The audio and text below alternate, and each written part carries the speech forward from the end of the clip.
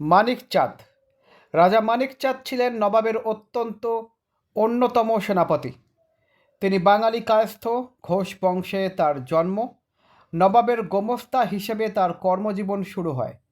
পরে আলীবর্দীর সুনজরে পড়ে মুর্শিদাবাদে সেরেস্তাদারি পেয়েছিলেন। 1756 সালের জুন মাসে কলকাতা দখল করে নবাব কলকাতা শহরের আলীনগর নামকরণ করেন আর মানিক চাঁদকে করেন কলকাতার গভর্নর।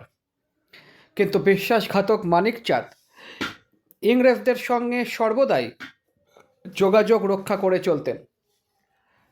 ক্লাইভ মাদ্রাজ থেকে কলকাতা পৌঁছে মানিক চাঁদকে পত্র লিখে তার সহযোগিতার জন্য কৃতজ্ঞতা জ্ঞাপন করেন। একসময় নবাব সিরাজ মানিক চাঁদকে কলকাতার সোনাদানা লুট করে কুক্ষিগত করার অপরাধে বন্দী করেন। অবশেষে রায়দুর্লভদের পরামর্শে 10.5 লক্ষ টাকা জরিমানা দিয়ে মানিক চাঁদ মুক্তি পেয়েছিলেন। মানিক চাঁদ ক্লাইভের সঙ্গে যুদ্ধ না করে কলকাতা ছেড়ে হুগলি পলায়ন করেছিলেন এবং পলাশির যুদ্ধের পূর্বে ক্লাইভকে বিনা বাধায় মুর্শিদাবাদের দিকে অগ্রসর হতে সাহায্য করেছিলেন।